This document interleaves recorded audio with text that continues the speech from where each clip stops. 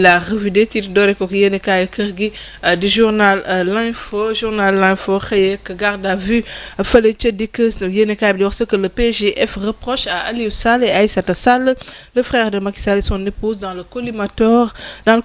de la justice pour blanchiment foncier présumé. Détails yi mën ngeen ko fekk ci bile yéene kaay si page 2 lu jëm ci wàllum matchu Sénégal bi yéene kaay di wax gagner pour garder la main, coup d'envoi du match à 13h sous le soleil brûlant de Djouba. Opération rachat pour le numéro 10 des Lions, Sadio Mané, l'heure de la rédemption mi ngi ci biir yéenekaay bi nga xamante ne moom mooy l'info. Ñu jógee ci l'info jàll ci beneen yéenekaay. Le quotidien poursuite au PGF le xëy di wax mur de protection pour Madiambal yéenekaay bi di ñu xamal ci page 2 ak 3 que le collectif de ses avocats dénonce une persécution et une vendetta. Ses défenseurs saisissent Interpol pour la suspension et l'annulation de la notice rouge. L'UPF et le CEDEPS apportent leur soutien à leur ancien président. Ellipse Project se dit injustement mêlé en conflit politique qui ne la concerne pas. Lu jëm ci wàllum justice ba tey yéenekaay bi di ñu xamal que ne Aliou Sall ak kii di soxnaam dañoo nekk en position de garde à vue fële ca dikk. Après le quotidien yéenekaay las yéenekaay blanchiment de capitaux liés au foncier le xëyee di wax le couple Sall placé en garde à vue pour 240 millions. Leneen loo xamante ne mi ngi ci biir las quotidien titré ko di wax conseil national de la jeunesse des Koulouna parmi les membres du conseil consultatif. Yàlla musal. jàll ci beneen yéenekaay. ci laas yéenekaay yor bi moom moo fay. yor blanchiment de capitaux bi la xëy moom tamit di wax garde à vue Aliou Sall et son épouse dans le collimateur de la justice. yéenekaay bi dellu si na ci li waral ba nga xamante ne couple boobu la ñu teg leen loxo ñu nekk actuellement en garde à vue. leneen loo xamante ne mi ngi ci biir yéenekaay bi jëm ci wàllum chroniqueur sénégalais yi di wax entre liberté d'expression et responsabilité. Ay experts joxe si ñoom seen xalaat yooyu la mën ngeen koo fekk ci biir yéenekaay bi di yor Sénégal Mauritanie. Polémique sur la billetterie, la grogne monte chez les supporters. La Fédération sénégalaise de football joue la carte de l'apaisement. Après yor bi les échos yéenekaay moom moo fay. Les échos yéenekaay dafa xëy ak li nga xamante ne moom moo waral arrestation Aliou Sall ak kii di soxnaam. yéenekaay bi di wax que ne mi ngi jëm ci wàllum blanchiment de capitaux présumé. kii di avocat di xamle que ni il n'a pas été convoqué, ils sont juste allés le chercher. leneen loo xamante ne mi ngi ci biir yéenekaay bi di les échos concerné fële ci assemblée nationale di wax les députés retournent en classe, la session ordinaire unique s'ouvre mardi prochain. Rappel à l'ordre de Remessa yéenekaay Les Échos moo ko titré di wax grande marche pour exiger la libération de Lat Diop et des prisonniers politiques à Guédiawaye le 25 octobre prochain. Après les échos yéenekaay l'observateur moom tamit les dessous d'une sale affaire la titré di wax révélation de l'enquête à la DIC. moom yéenekaay bi dellusiwaat na ci 1000 mètres carrés aux Almadies bi nga xamante ne moom moo nekk à l'origine. yéenekaay bi dellusi aussi ci yenn transactions financières yoo xamante ne am na ci mën ngeen ko fekk en détail ci biir yéenekaay bi di l'observateur. Entre la loi et le silence yéenekaay l'observateur di ñu xamal que ne 16 corps sans identité dont 10 bébés abandonnés à la morgue de Dalal Jàmm. Révélation sur une situation récurrente. ñoom ba directeur ba di xamle que ne li nga xamante ne moom mooy date bi nga xam moom lañ leen di may pour ñu garder corps yooyu dépassé nañ ko et que mi ngi mayaat benn dérogation de 15 jours pour famille yi ñëw mën a récupérer ñëw déjà reconnaître mais récupérer li nga xamante ne moom mooy corps yooyu la. Après l'observateur yéenekaay source à moment. Source A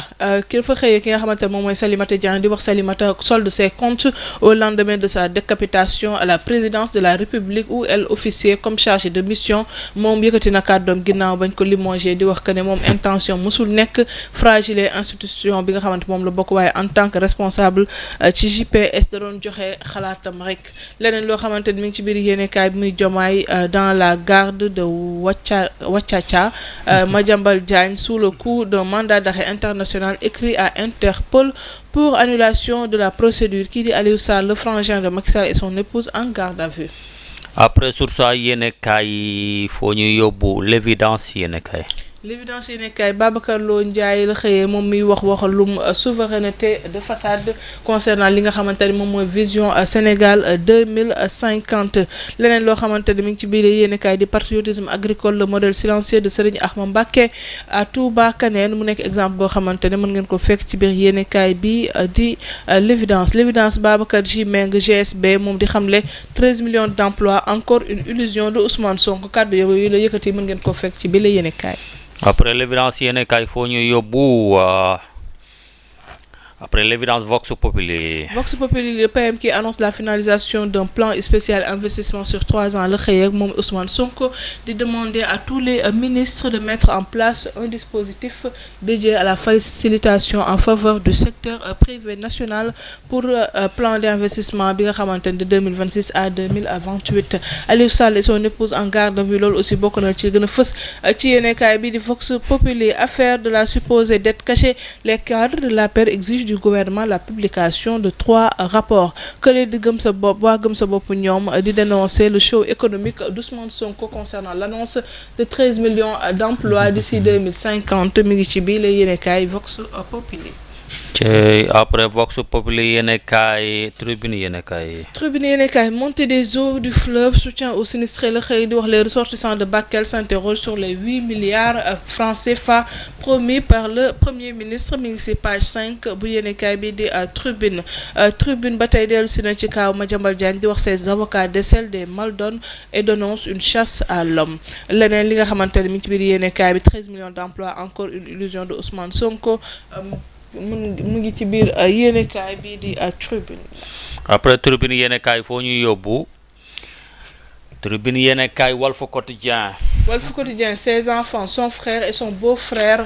dans le viseur de la justice la xëy di wax Macky la chasse ouverte yéenekaay bi di ñu xamal que ne kii di Aliou Sall ak jabaram dañ leen a mettre en position de garde à vue di wax aussi l'implication de la famille et de la belle famille dans la gestion des affaires publiques loolu mooy li cause principale yi leneen li nga xamante ne mi ngi ci biir yéenekaay muy les aveux du ministre Al Aminou Lo sur la dette cachée nous avons été dribblés kaddu yam ca yëkkati pour argumenter boobu les kaddu mën ngeen ko fekk ci biir yéenekaay bi di Walf Quotidien.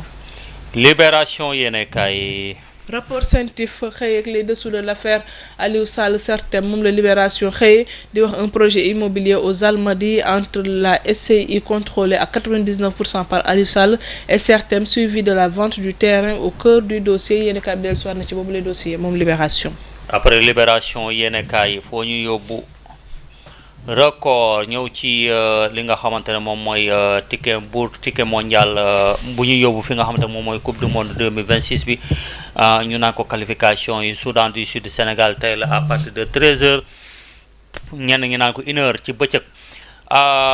Record ñëw ci li nga xamante ne ba léegi muy sélectionneur du Sénégal muy Pape Thiaw nee na mes joueurs sont des compétiteurs et savent ce qui les attend muy lu am solo. Pape Matar Sarr milieu de terrain jouer un mondial suffit comme motivation.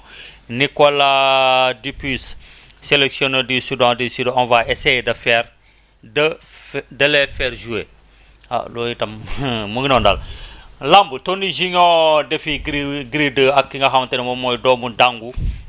moom nee na Franc n'a pas les qualités techniques pour me battre. Acca mu ngi noonu tournoi UFOA U17 Maman Faye Mali 2025 deuxième journée neutralisé par la Guinée le Sénégal en danger. Papi Gueye rejoint Dar City kooku mu ngi Dar City nag mu ngi nekk fi nga xamante ne moom mooy ca Tanzanie.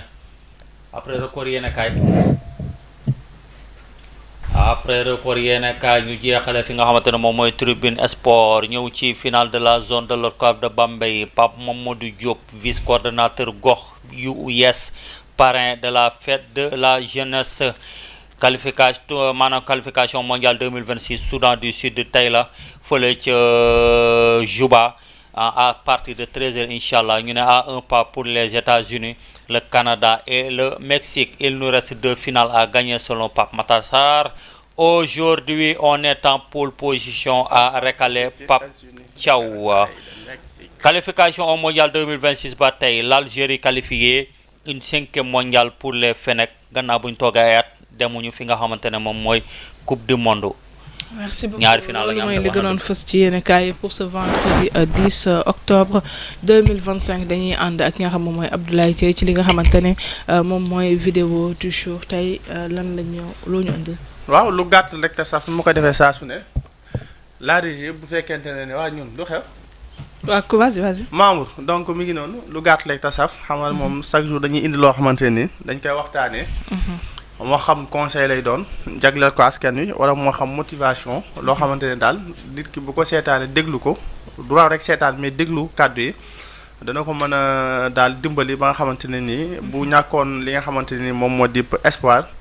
mu mën a am espoir léegi-léeg nag mën a nekk jaar-jaaru nit ki mën a ñëw nettali jaar-jaaram fa mu jaar ba yegsi fi mu yegsi léeg-léeg nag mën a nekk nit koo xamante ne ni tey jii dañ koy déglu ay kàddoom ñu koy déglu ndax i tamit kàddu yi muy wax ak i tamit ni muy fasaa ni ñu koy waxee ak i tamit ni mu ko ni